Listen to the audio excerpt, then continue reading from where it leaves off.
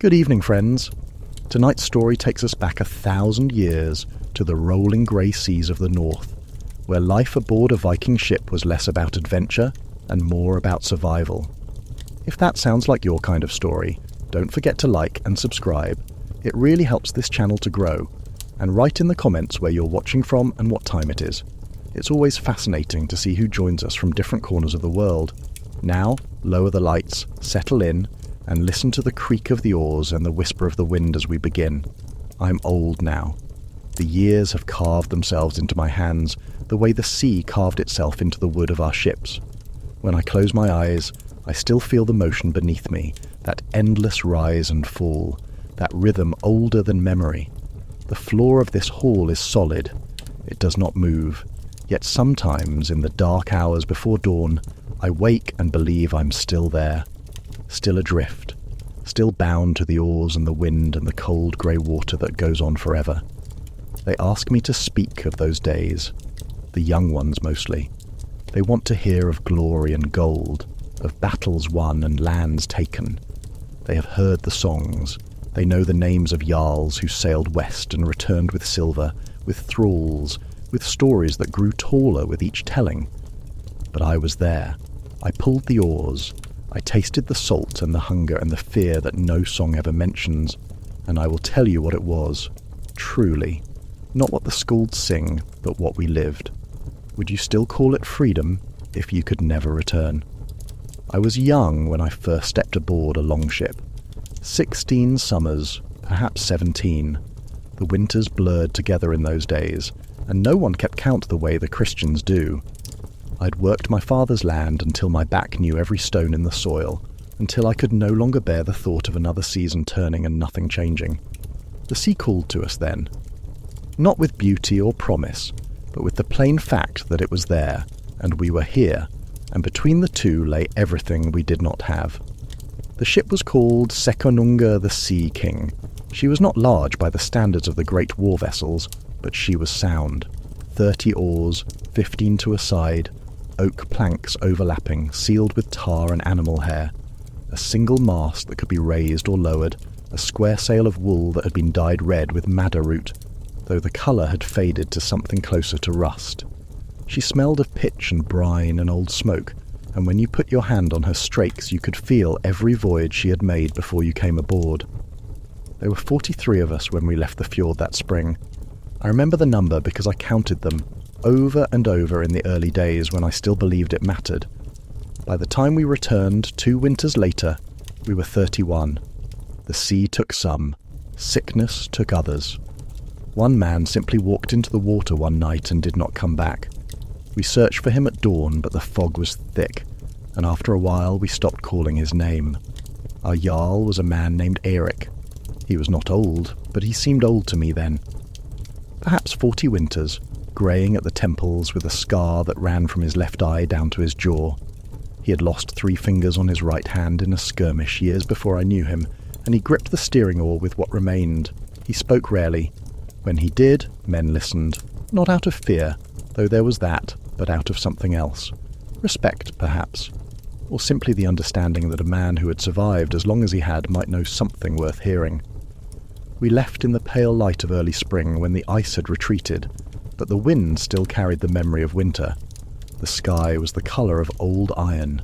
The mountains stood behind us, dark and immense, and the fjord stretched ahead like a road we could not see the end of. My mother had stood on the shore and watched us go. She did not wave, she did not weep.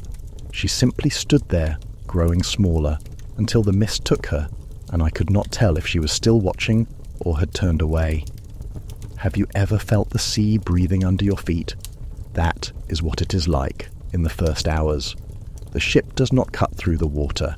She rides it. She lifts and falls, and you learn quickly that there is no fighting this rhythm. You bend to it, or it breaks you. The oar in your hands becomes an extension of your body. The stroke must be smooth, timed with the man in front of you and the man behind.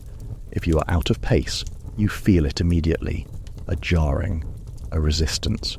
The wood bites into your palms, your shoulders scream, but you do not stop. No one stops.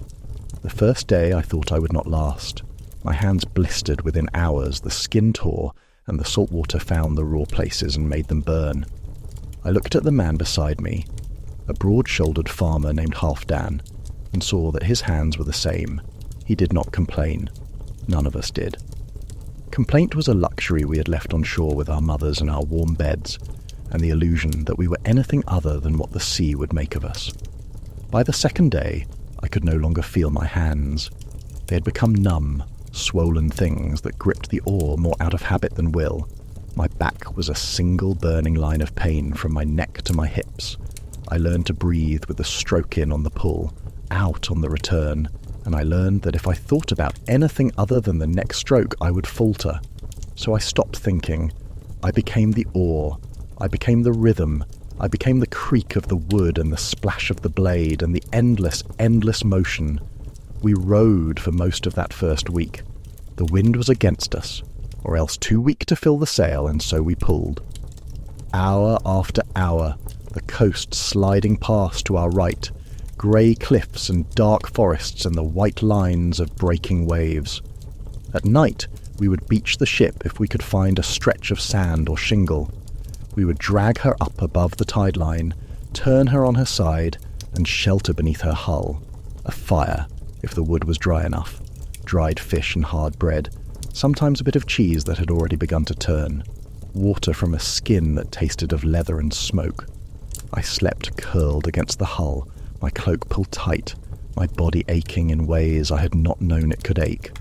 The ground was hard and cold, and I could hear the sea out there in the darkness, breathing, always breathing. And I wondered, though I did not say it aloud, what I had done. What madness had brought me here? What dream of gold or glory could be worth this? But in the morning, we pushed the ship back into the water. We took up the oars, and we rowed. There's a kind of brotherhood that comes from suffering together. Not the loud, drunken fellowship of the feast hall, but something quieter, harder. You learn to read the faces of the men around you. You learn who will hold when the storm comes and who will break. You learn that the loudest man at the oar is not always the strongest, and that the quietest man might be the one who saves your life when the ship begins to take on water and every hand is needed to bail. Halfdan became something like a friend. He taught me how to wrap my hands with strips of wool to keep the blisters from worsening. He showed me how to brace my feet against the ribs of the ship, so the stroke came from the legs and hips, not just the arms. He had sailed before, twice, and he knew things. Small things, the kind of knowledge that keeps you alive. There was a man named Orm who sat 3 places ahead of me.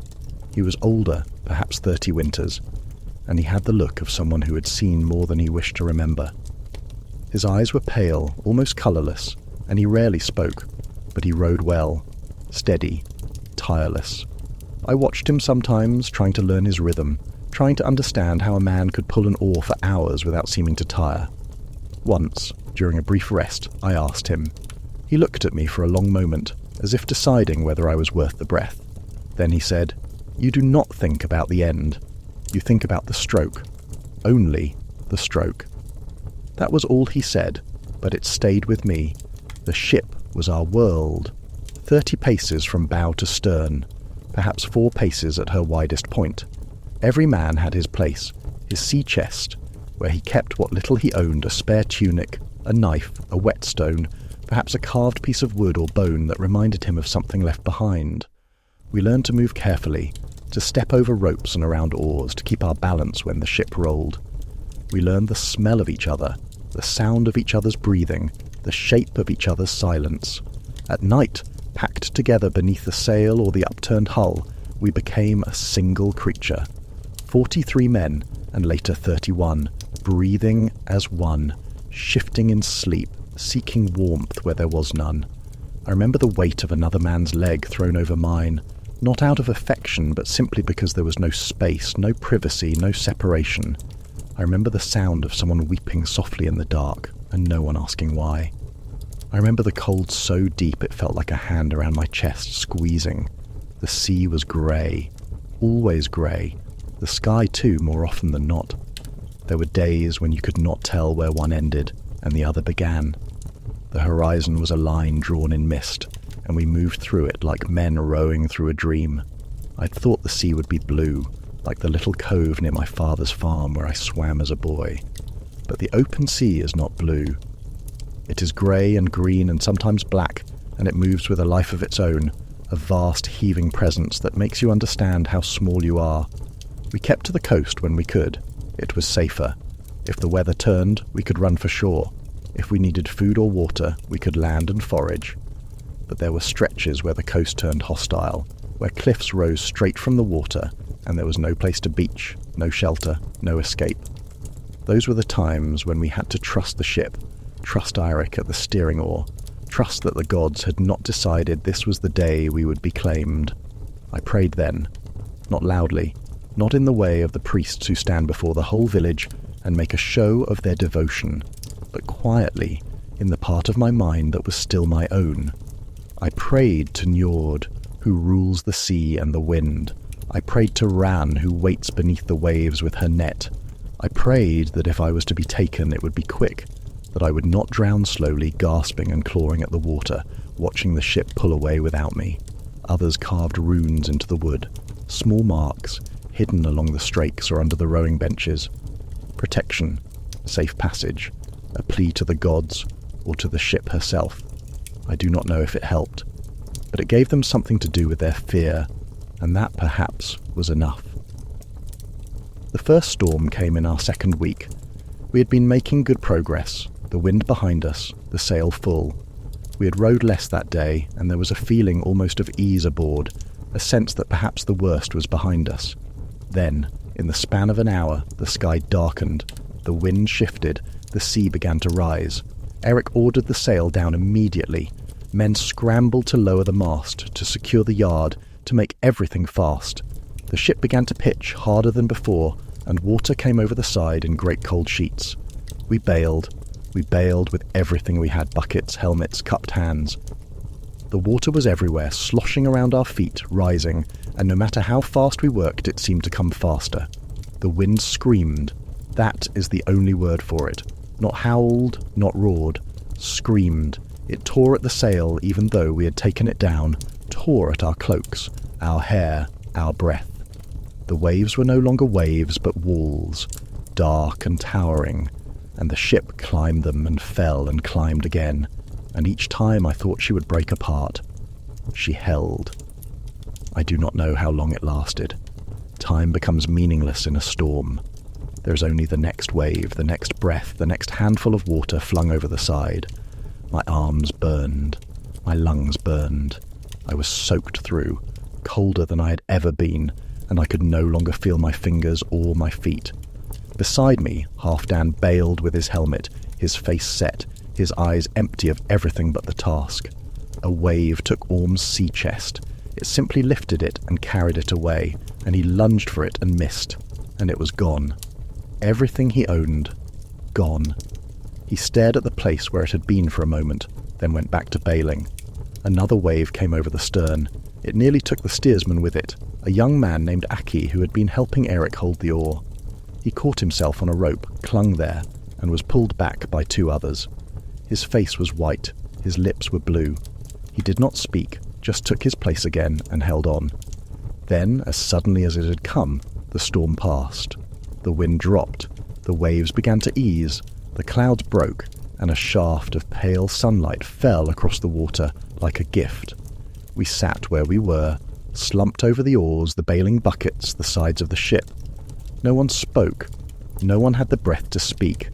We simply sat and breathed and felt the ship settle beneath us. Eirik stood at the stern, one hand on the steering oar, the other hanging at his side. Water streamed from his beard, his cloak, his hair. He looked at each of us in turn, as if counting, as if making sure we were all still there. Then he nodded once and turned his gaze back to the horizon. We had survived. That was all. There was no triumph in it, no joy. We had survived, and tomorrow we would face the sea again. And the next day, and the day after that, until the sea decided otherwise. That night, we beached on a small island. There were no trees, only low scrub and tussocks of coarse grass. We pulled the ship up as far as we could and turned her to block the wind. We had no dry wood for a fire. We ate cold food and huddled together for warmth, our clothes still wet, our bodies shaking. I remember looking up at the sky. The clouds had cleared entirely and the stars were out, more stars than I had ever seen, scattered across the darkness like salt spilled on a black cloth. I had been taught their names as a boy: the Plough, the North Star, the great river of light that runs across the heavens. But lying there, cold and exhausted and small, I could not remember any of them. They were just lights, distant and indifferent, and we were just men, clinging to a strip of rock in the middle of the grey sea. Halfdan lay beside me.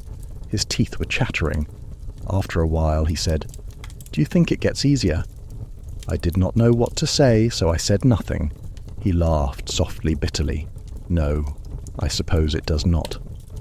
We reached the coast of Northumbria in the 4th week. The land was green, greener than anything we had left behind. There were fields and villages, smoke rising from hearths, the distant sound of cattle lowing. It looked peaceful. It looked soft. And we came at it like wolves. I will not tell you everything that happened there. Some things are better left in the silence where I have kept them all these years. But I will tell you this. It was not glorious. It was not clean. It was fast and brutal and necessary, and when it was done, we took what we could carry and returned to the ship. There was silver. There was grain and salted meat and cloth. There were tools and weapons, though most were poor quality compared to our own. And there were people bound and weeping who would be thralls when we returned home. I did not look at their faces. I could not. If I looked, I would see my mother, my sister, and I would remember that they too lived in a place that could be raided, that could be taken, that could be reduced to smoke and screaming, and the heavy trace the rain could not wash away. This is what the songs do not tell you. They sing of the silver and the glory. They do not sing of the faces.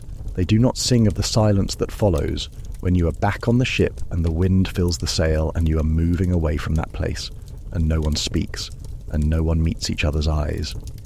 Orm sat at his oar and stared at nothing. Halfdan cleaned his axe with a rag, over and over, though it was already clean. Eric stood at the stern and guided us away from the coast, and his face was stone. That night, one of the men, a young farmer named Sigurd, stood at the rail and emptied his stomach into the sea. Then he stood there for a long time, gripping the wood, his shoulders shaking. Someone, I do not remember who, put a hand on his back, said nothing, just stood there until Sigurd's breathing steadied and he stepped away from the rail. We had done what we came to do. We had taken what we needed, and we would do it again. The summer that year was long. We followed the coast, moving north and west, stopping where we could to raid or trade, depending on what we found. Some villages bought us off with silver and food. Others tried to fight. It made little difference in the end. We were stronger. We were faster. We knew the sea, and they did not. But strength is not the same as invulnerability. We lost 3 men to an ambush near a river mouth. They had gone inland to scout, and they did not return. We found them the next day, their journey ended, their weapons taken. We could not bury them properly. The ground was hard, and we did not have time, so we built a cairn of stones and marked it with their names carved into a piece of driftwood, and we left them there. Another man died of a fever. It came on slowly over the course of a week. First, he could not keep food down. Then, he could not stand. Then, he could not speak. We wrapped him in his cloak and placed him in the stern, where the motion of the ship was gentler. We gave him water when he could take it. We tried to keep him warm, but the fever was stronger than anything we had, and one morning he was still. We gave him to the sea. That is what we did when there was no land nearby, no place to lay a man down with honour. We wrapped him in his cloak, weighted it with stones, and let him slip over the side. I watched him sink, watched the dark water close over him, and I thought of his family, who would never know, who would wait summer after summer for a ship that would not return him. His name was Torsten. I'd barely spoken to him, but I remember his name. The days blurred together. Row, sail, beach, raid, sail, row. The rhythm became everything. The pain in my hands eased as the skin hardened into calluses. My shoulders grew broader, my arms stronger. I learned to sleep in any position, to eat anything, to endure cold and wet and hunger as if they were simply the weather, something to be accepted, not fought. I learned to read the sky. A certain quality of light meant rain, a certain feel to the wind meant a change was coming. I learned the shapes of clouds, the colour of the water, the way the birds flew. I learned that the sea had moods, like a living thing, and that you could not predict them, only respond. There were moments of beauty, though I did not call them that at the time. A sunrise so red it stained the water like fire. The northern lights, shimmering green and white across the black sky, like the breath of gods. Dolphins racing alongside the ship, leaping, their bodies sleek and joyful in a way that made you forget for a moment where you were and what you carried. Once, in the long twilight of midsummer, when the sun barely set and the light was soft and endless, I saw a whale. It surfaced just ahead of the ship, its back breaking the water like a small island, and it exhaled a great plume of mist and breath, and then it dove and its tail rose above the water, huge and dark and magnificent, and then it was gone. Halfdan said it was a good omen. Orm said nothing. I did not know what I believed. I only knew that in that moment I had felt something other than cold and hunger and the weight of the oar. I had felt awe, and it had been so long since I had felt anything like that, I had almost forgotten it existed. But these moments were brief. The sea is not kind. It does not offer beauty as a gift. It offers it as a reminder that it is vast, and you are small, and it will still be here long after you are gone. We turned south again as the summer waned. The days grew shorter, the nights grew colder. The wind began to shift, and we knew that if we did not leave soon, we would be caught by the autumn storms. We had what we came for. The hold was full. The thralls sat huddled in the centre of the ship, bound and silent. It was time to go home. But the sea had other plans. The second storm came in the open water, 3 days from any coast. We had no warning. The sky was clear at midday. By evening, it was black. The wind came from the north, hard and vicious, and the waves rose like mountains, and we were caught. This storm was worse than the first. Longer, colder. The ship climbed and fell, and each time she fell, it felt like she would shatter. Water poured over the sides faster than we could bail. The sail had been ripped from the yard before we could secure it, and it vanished into the wind like a ghost. Men shouted, but the wind tore the words away, and we could not hear each other, could not coordinate, could only hold on and bail and pray. I saw Halfdan lose his grip. A wave took him, lifted him, and slammed him against the side of the ship. He crumpled, and for a moment I thought he had been claimed. But then he moved, slowly dragging himself up, and I saw the heavy trace the rain could not wash away running down his face from a wound on his scalp. He staggered back to the bailing bucket and kept working. I saw Aki, the young steersman, lash to the steering oar, his hands locked around it, his face a mask of concentration and terror. Eric stood beside him, shouting instructions I could not hear, his hand on Aki's shoulder, holding him steady, holding them both steady. I saw one of the thralls, a woman, huddled in the centre of the ship, her arms wrapped around a child. They were soaked, shaking, their eyes wide with fear. I did not know their names. I had not asked. But in that moment, as the ship rose on a wave that seemed taller than the mast, I thought, if we go down, they go down with us. And there's no justice in that, no honour. Only the sea, which does not care. The storm lasted through the night and into the next day. By the time it passed, we were all beyond exhaustion. We had bailed until our arms would not move, until our hands were raw and bleeding again, until we were half drowned ourselves from the water that kept coming, always coming. But we had survived. Again. We took stock. The sail was gone. 2 oars were broken. The mast had cracked near the base and would need to be repaired before we could raise it again. And we had lost 4 men. Not to the sea, not directly, but to injuries sustained in the storm. Broken bones, a crushed hand, internal injuries that we could do nothing about. They lingered for days, in pain, and then their journeys ended one by one, and we gave them to the sea or the land, depending on where we were when it happened. Halfdan survived, though the wound on his head left a scar he would carry for the rest of his life. He was quieter after that storm. We all were.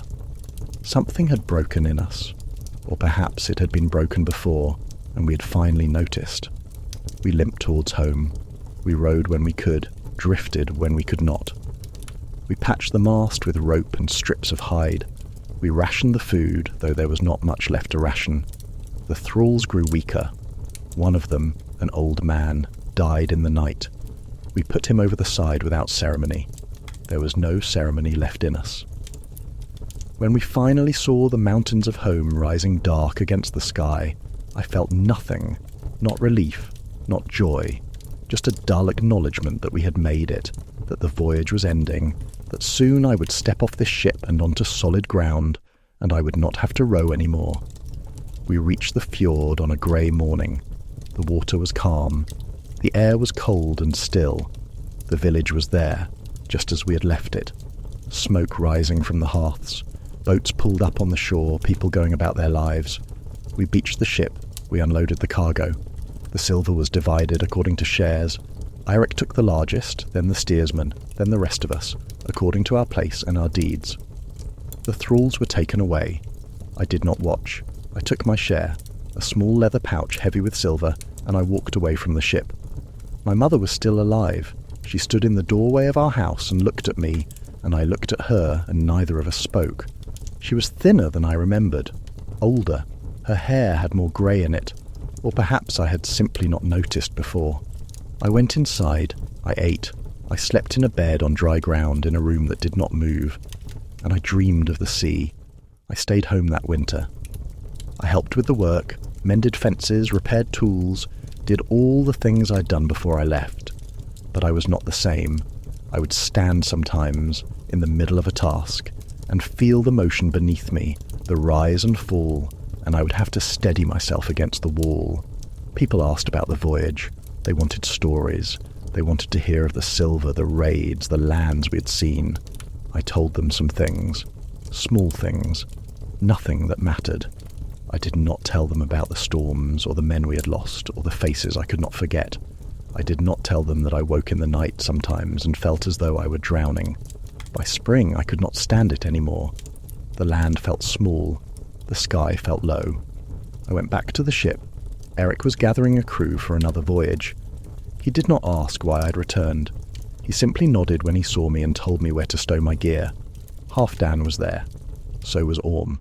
So were others I knew, and some I did not.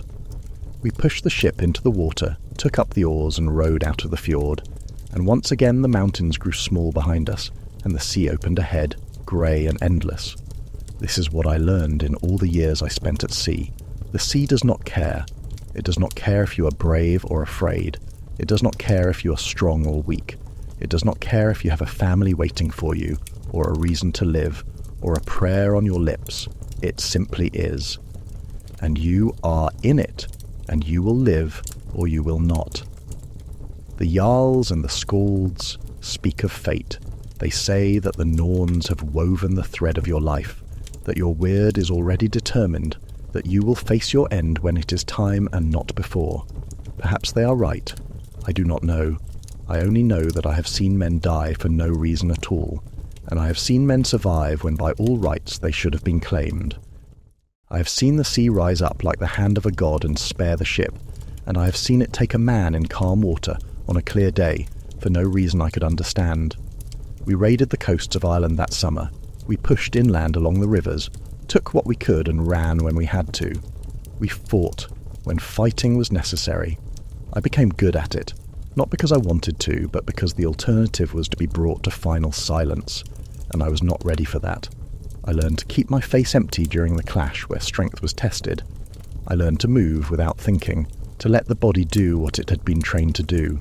I learned that fear is always there, but if you do not feed it, if you do not let it take hold, you can function in spite of it. I also learned that victory does not feel the way the songs say it does.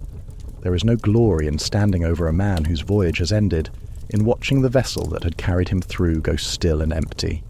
There is only the knowledge that it could have been you, that it should have been you perhaps, that it will be you eventually. We lost more men that summer, to injury, to sickness, to the sea. Orm was taken by a fever. He lasted longer than most, fighting it for weeks, but in the end his strength gave out. We buried him on a hillside overlooking the sea, and we marked the grave with his sword, driven into the earth. Halfdan carved his name into a stone, and we left it there. I did not weep. I had learned by then that weeping changed nothing. We returned home in the autumn. The voyage had been profitable. The silver was good. Eric praised the crew and promised another voyage in the spring. Most of the men agreed to return. A few did not. They stayed on land, took wives, started families, tried to forget the sea. I went back. I always went back. Over the years I sailed on different ships with different crews to different coasts. I went north, into the cold lands where the ice never fully melts, where the sun does not set in summer and does not rise in winter. I went west, to the islands where the monks lived in their stone huts and prayed to their god, and died when we came. I went south to lands where the sun was hot and the people spoke languages I did not understand, and the silver was plentiful. I learned more languages than I can remember. I learned to recognize the signs of a settlement that could be taken, and the signs of one that would fight. I learned to read men, to see in their eyes whether they would hold or break. I learned that the worst storms are not always the ones with the highest waves, but the ones that last, that grind you down hour after hour, day after day, until you no longer remember what it feels like to be warm or dry or safe. I became a steersman eventually. I stood at the stern and held the oar and guided the ship through the grey water. It was a position of trust, of skill. It meant that Eric, and later other Jarls, believed I knew the sea well enough to read it, to feel it, to keep the ship safe. But I never felt safe. Not once. The sea is a living thing. It has moods, yes, but it also has will. I have felt it push against the steering oar, felt it try to turn the ship, to take us where it wanted us to go. I've stood at the stern in the dark, in the rain, with the wind howling and the waves rising, and I have fought the sea for control of the ship, fought with every bit of strength I had, and sometimes I won, and sometimes the sea let me think I won, and sometimes it took us where it pleased, and there was nothing I could do but hold on. There were nights when I stood at the steering oar and looked up at the stars and felt as though I were the only man left in the world. The crew asleep around me, the ship moving through the black water, the horizon invisible in the dark. Just me, and the oar, and the sea, and the terrible crushing weight of the responsibility. If I failed, if I misread the current or the wind, if I let the ship drift too close to a reef or a shore I could not see, we would all be claimed. Every man on board, every life ended because of me. That is what leadership is. Not the glory, not the silver. The knowledge that you hold lives in your hands, and you will never hold them perfectly. And one day you will fail, and men will be claimed because you failed, and you will have to live with that. I failed 3 times. 3 times I made a mistake, misjudged the wind, misread the current, held the course too long, and men were claimed because of it. The first time, we ran aground on a reef in the fog. The ship was damaged, but we were able to repair her. But 2 men drowned trying to push us off, pulled under by the current. Their journey ended before we could reach them. The second time, I turned too late to avoid a squall. The ship rolled and a man was thrown over the side. We searched, but the sea was rough and he was gone before we could find him. The third time, I fell asleep at the oar. Not for long, perhaps a few breaths, but it was enough. The ship drifted off course, and when I woke we were heading straight for a rocky shore. I corrected in time. We did not wreck, but it was close. So close that I could hear the waves breaking on the rocks, could see the white foam in the dark. If I had woken a moment later, we would all have been brought to final silence there.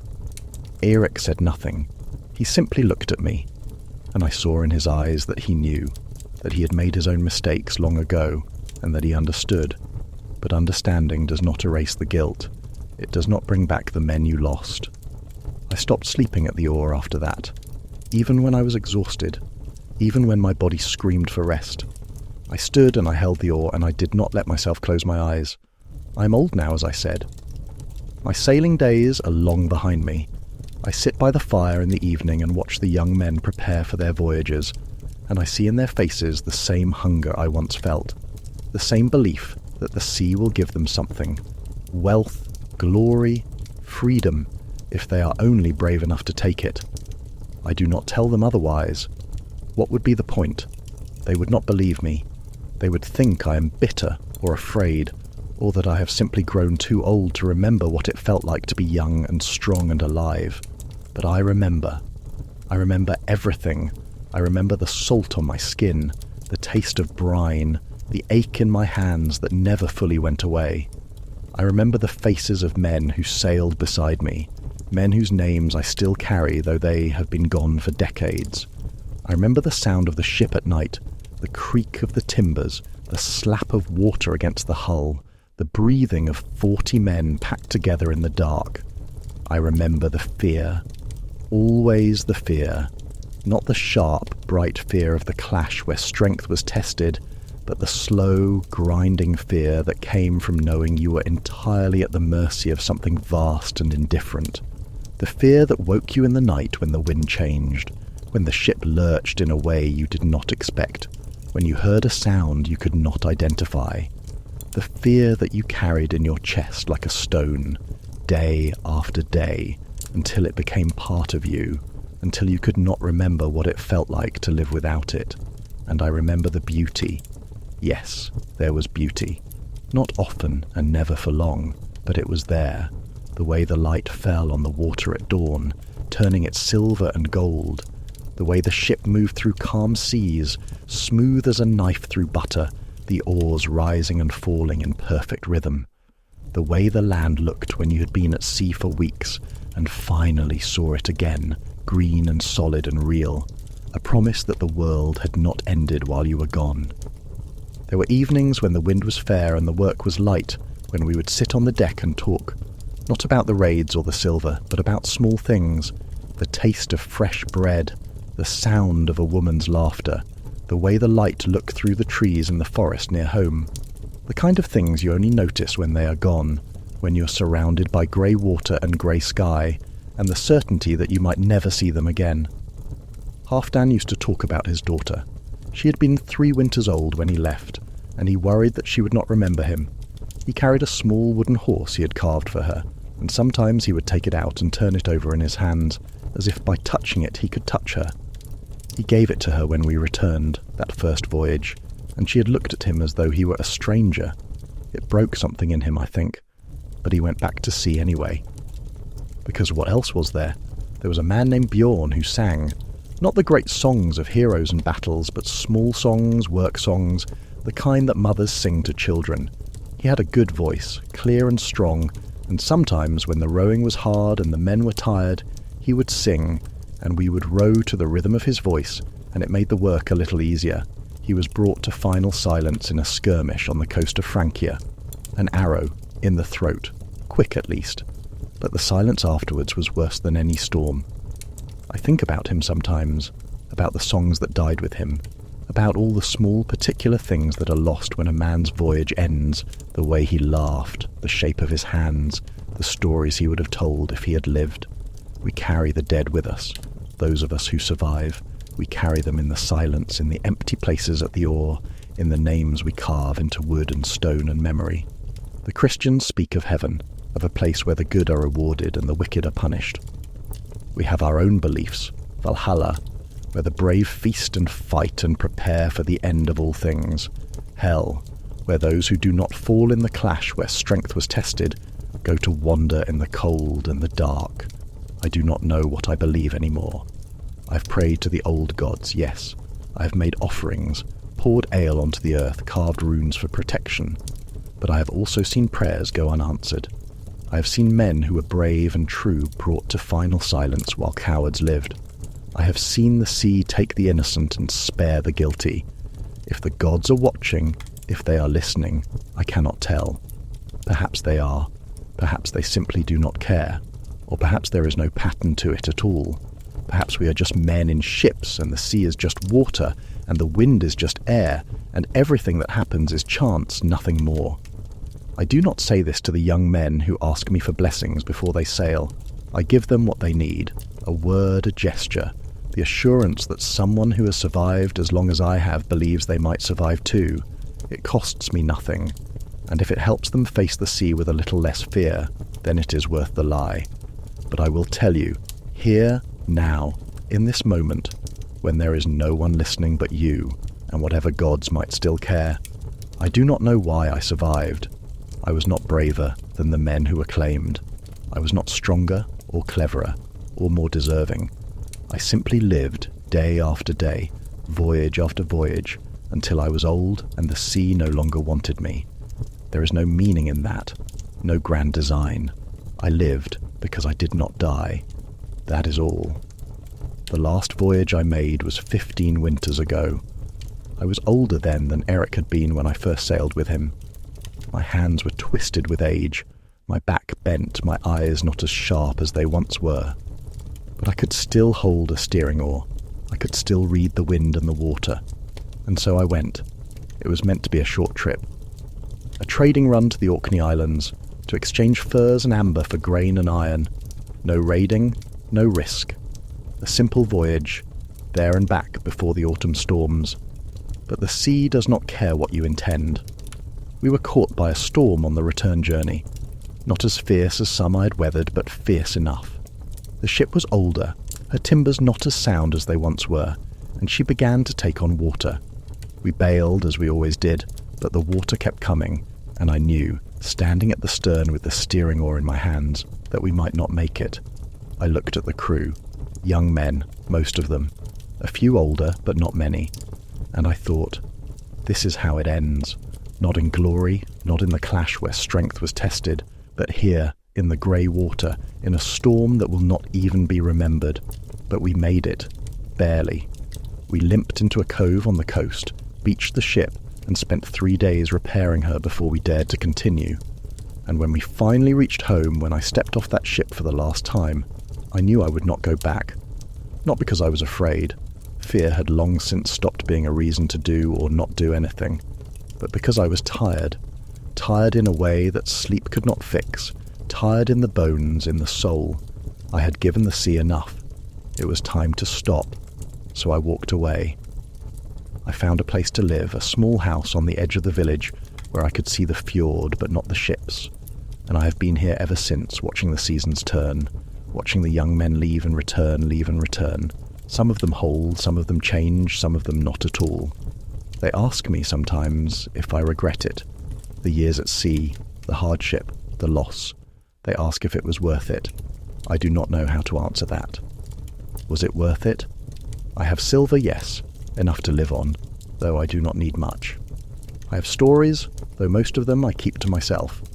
I have scars inside and out, and I have the knowledge that I survived when so many did not. But I also have the faces of men who trusted me, who followed me, who were brought to final silence because of choices I made or did not make. I have the memory of cold so deep it felt like dying, of hunger that made you forget who you were, of fear that never fully left. I have the weight of all those years pressing down on me, and some days it is so heavy I can barely stand. Was it worth it? I do not know. I only know that it was what I did. It was the life I lived, and now it is done. There are things the songs leave out. They do not sing of the long hours of boredom, of sitting at the oar with nothing to do but pull and breathe and wait for something to happen. They do not sing of the petty arguments, the resentments that build when men are packed too closely together for too long. They do not sing of the lice, the boils, the rot that sets into a wound when you have no clean water to wash it, no dry place to let it heal. They do not sing of the smell. Gods, the smell. 40 men who have not bathed in weeks, who sleep in the same clothes they row in, who eat and piss and vomit over the side of the ship. The smell of tar and fish and sweat and fear, all mixed together until you cannot separate one from the other, until it soaks into your skin and your hair and your clothes, and you carry it with you even on land. They do not sing of the way your teeth loosen from scurvy, or the way your gums bleed, or the way your legs swell and ache when you have been sitting too long in the cold and damp. They do not sing of the dreams you have when you finally sleep dreams of home, of warmth, of food, of soft beds and kind voices, and the way you wake to find yourself still on the ship, still cold, still hungry, still so far from anything that feels like safety. They do not sing of the madness that sometimes comes over a man when he has been at sea too long. The way his eyes go distant, the way he stops speaking, stops eating, stops doing anything but stare at the horizon. We had a man like that once, on my third voyage. His name was Einar. He had been a good sailor, steady and reliable, but something broke in him. He sat at his oar and rowed when he was told to row, but otherwise he did not move. He did not speak. And one night he stood up, walked to the side of the ship, and stepped into the water. We heard the splash. We turned, saw the ripples, but he was already gone. The sea had taken him before we could even reach for him, and I remember thinking, perhaps he is the lucky one. Perhaps he found a way out that the rest of us are too stubborn or too afraid to take. But we did not talk about it. We simply took his place at the oar, divided his belongings, and continued, because what else could we do? The women are in the songs, sometimes. The slave women taken from the raids, the wives waiting at home, the shield maidens who supposedly fought beside us. But the songs do not tell the truth of it. The women we took were not willing. They were terrified. They wept. They fought. They tried to run. We bound them, loaded them onto the ship like cargo, and brought them home to be sold or kept. I did not touch them. Some men did, and I will not make excuses for that. I will only say that I did not, and I wish I could say it was because I was good or honourable or better than the others. But the truth is I could not. I looked at their faces and saw my mother, my sister, and I could not. The wives at home, they waited, yes, but they also starved when the harvest was poor, died in childbirth when there was no one to help them, grew old and bitter and hard. They raised children alone, buried children alone, and when we came back with silver and stories, they looked at us with eyes that were not grateful, that were not soft. They looked at us as though we were strangers, and perhaps we were. As for shield maidens, I never sailed with one. I heard stories, yes, tales of women who fought as fiercely as any man. Perhaps they existed, perhaps they still do, but I never saw them. The women I knew were the ones who waited, who wept, who endured. They were strong in ways the songs never mention, strong enough to survive us. I had a wife once. Her name was Sigrid. I married her after my second voyage, before I knew what the sea would make of me.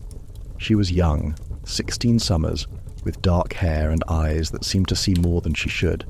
She bore me 2 children, a son and a daughter. I was gone more than I was home. When I returned, she would look at me as though she were trying to remember who I was. The children, too. My son was afraid of me at first. I was a stranger who appeared once a year, bearing gifts and smelling of salt and tar, who spoke to him in a voice roughened by wind and shouting, who could not understand why he did not run to greet me the way the song said children should. My daughter was quieter. She watched me from across the room, her eyes dark and serious, and I wondered what she thought. What stories her mother had told her about me, whether she was glad when I left again. Sigrid never asked me to stay. Not once. She simply did what needed to be done, tended the animals, worked the land, kept the household running, and when I was home, she made space for me, fed me, lay with me in the dark, and said nothing about the long months in between. She died while I was at sea. A fever, they said. It came quickly. She was gone before I returned. They had buried her already in the small plot near the village, and my daughter stood over the grave with a face like stone and told me that her mother had asked for me at the end, that she had called my name, that she had wanted me there. I do not know if that was true. I want to believe it was. But I also know that my daughter might have said it to hurt me, to make me feel the weight of what I had chosen, and if she did, I cannot blame her. I mourned Sigrid, but not the way a man is supposed to mourn his wife. I did not weep openly. I did not tear my clothes or throw myself on the grave. I simply felt a kind of emptiness, a space where something had been and now was not. And then I went back to sea, because that was what I knew. That was what I was. A man who belonged to the sea more than he belonged to the land, to the ship more than to the house, to the crew more than to the family. And whether that was fate or choice, I no longer know. My son went to sea when he was old enough. 17 summers, the same age I had been. I tried to talk him out of it. I told him as much as I could what it was truly like. But he did not listen. He heard the songs. He believed them. He wanted the glory, the silver, the adventure. He sailed on a different ship, under a different jarl. I did not want him on mine. I told myself it was because I did not want to show him favoritism, did not want the crew to think I was soft. But the truth is, I could not bear to watch him learn what I had learned, could not bear to see the light go out of his eyes the way it had gone out of mine. He returned from his first voyage changed, quieter, thinner, with a look in his eyes that I recognized. He did not tell me what had happened, I did not ask. But I knew. He went back the next spring, and the spring after that. He became a good sailor, they said. Strong, reliable, unafraid. He made several voyages, survived storms and skirmishes, and brought home silver. Then he did not come home. The ship returned without him. They said he had been brought to final silence in a raid on the coast of Francia. They said he had been brave. They said it had been quick. They gave me his belongings, a knife, a cloak, a small pouch of silver, and a piece of wood he had been carving a bird half finished, the details still rough. I do not know what he was making or who it was for. Perhaps for himself, perhaps for someone he had left behind, someone I never knew about. I kept it. I still have it. It sits on the shelf above my bed, and sometimes in the night I take it down and hold it, and I wonder what he was thinking when he carved it, whether he was afraid, whether he thought of me. My daughter never forgave me. She married, had children of her own, but she did not invite me to the wedding. She did not bring the children to see me. I would see her sometimes in the village, and she would look through me as though I were not there. I do not blame her. I was not there when her mother was claimed. I was not there for most of her childhood. And then I let her brother go to sea, let him become what I had been, and he did not come back. Of course she does not forgive me. I do not forgive myself. This is what the songs do not tell you. They do not tell you the price. Not the silver you gain, but the silver you lose. The lives you trade for a few years at sea. The people you leave behind. The love that withers because you are never there to tend it. They do not tell you that you become a ghost. That even when you are home, you are not truly home. That you carry the sea with you, in your bones, in your blood, and it never lets you go. I am old and I am tired and I have nothing left but memories. Some nights I sit by the fire and I try to remember what it felt like to be young, to believe in something, to want something more than I wanted safety and warmth and an end to the cold. But I cannot. That boy is gone. He was claimed by the sea as surely as if he had drowned, and the man who came back in his place is someone I do not entirely recognize. The young men still come to me. They ask for advice, for blessings, for stories, and I give them what I can.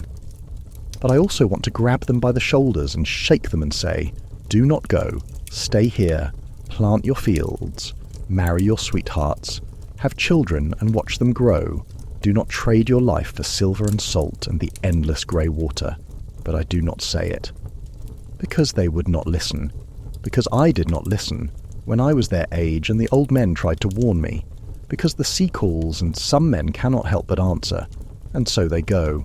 They push the ships into the water, take up the oars and row out of the fjord, and the mountains grow small behind them, and the sea opens ahead. And I watch them go, and I think, some of you will return, some of you will not, and those who do return will be different, changed, marked by the sea in ways you cannot yet imagine, and you will spend the rest of your lives trying to forget, or trying to remember, or trying to understand what it was all for. There is a question I have asked myself 1,000 times, 10,000 times in the long years since I left the sea. Was there another way? Could I have stayed on the land, worked the farm, lived a quiet life? Could I have been a good husband, a good father, a man who was there when he was needed? Perhaps. I do not know.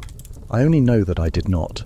I chose the sea again and again, voyage after voyage, until the choice became who I was, until I could not separate myself from it. And now, in the twilight of my life, I sit by the fire and I wonder what I have to show for it. Silver, yes, though most of it is gone. Scars inside and out, memories of men who are long since claimed, of places I will never see again, of storms and silence and the endless grey water. I have survived. That is something.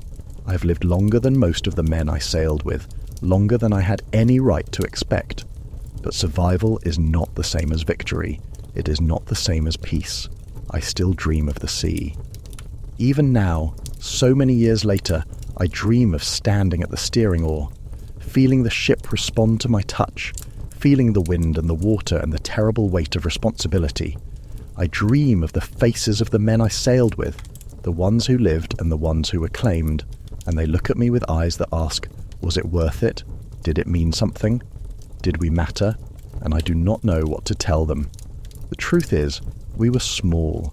We were just men, rowing ships across water, taking silver from people who could not defend themselves, dying and being forgotten. The world is vast, and it does not care. The sea does not care. The gods, if they exist, do not care. We mattered to each other. That, at least, is true. In the moment, when the storm raged and the ship bucked and we fought to keep her afloat, we mattered to each other. When a man was injured and needed help, when the food was running low and we shared what we had, when the fear was overwhelming and we stood together against it, in those moments, we were brothers. But the moments pass, the men are claimed, the memories fade, and what remains? I remain, an old man, sitting by a fire telling stories to people who do not really want to hear them. An old man who cannot forget, who carries the weight of all those years, all those choices, all those lives. They say that when a man's voyage ends, if he has lived well and fought bravely, he goes to Valhalla. He feasts and fights and prepares for the final clash, when the world ends and the gods themselves are brought to final silence. I do not think I will go to Valhalla. I have fought, yes, but I do not know that I have fought bravely.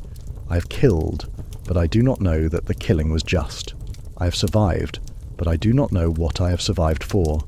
Perhaps I will go to hell, to wander in the cold and the dark, with all the others who are not quite good enough, not quite brave enough, not quite anything enough. Perhaps that is where I belong. Or perhaps there is nothing. Perhaps when my voyage ends, that will be the end. No feasting, no fighting, no wandering. Just silence, just the darkness closing in. I do not fear it. I am too tired to fear it. I only hope when it comes that it is quick, that I do not linger in pain or confusion, clinging to a life I no longer want, that I simply close my eyes and rest and let the sea or whatever lies beyond take me. Until then, I sit by the fire. I watch the seasons turn. I listen to the wind and the rain and the distant sound of the waves, and I remember the salt on my skin, the ache in my hands, the weight of the oar. I remember the faces of the men I sailed with, the sound of their voices, the way they moved. I remember the storms and the silence, the fear and the beauty, the endless grey water and the distant horizon. I remember what it felt like to be young, to believe that the sea would give me something I could not find on land. And I remember what it felt like to be old, to know that the sea gave me nothing, took everything, and left me here, alone, with nothing but memories. This is the truth of it. This is what the songs do not tell you. This is why life on a Viking ship was a constant struggle, not because of the storms, though they were terrible, not because of the hardship, though it was real, but because in the end, you are fighting something you cannot win against. The sea, yes, but also time, also loss, also yourself. And when the fighting is done, when you step off the ship for the last time and return to the land, you discover that you have lost more than you gained. You have lost years. You have lost people. You have lost parts of yourself that you will never get back, and you wonder in the quiet moments, in the long nights, in the empty spaces where something used to be, whether it was worth it. I still do not know the answer. But I know this. If I could go back, if I could be young again and stand on the shore with my mother watching and the ship waiting in the water, would I still go? Yes. I would go. Not because it was right, not because it was worth it, but because it was what I was. It was the thread the Norns had woven for me, or the choice I made, or the hunger I could not ignore. It was my weird, my fate, my life. And whether that life meant anything, whether it mattered, whether it will be remembered, I do not know. I only know that I lived it. And now, in the fading light, with the fire burning low and the darkness gathering outside, I can finally rest. The sea calls still sometimes, in my dreams, in the sound of the wind, in the restless ache in my bones. But I do not answer. I have given enough. Let the young men go. Let them learn what I learned. Let them carry the weight I carried, and let them decide, as I have decided, whether it was worth it. As for me, I am done. The voyage is over, and I am home.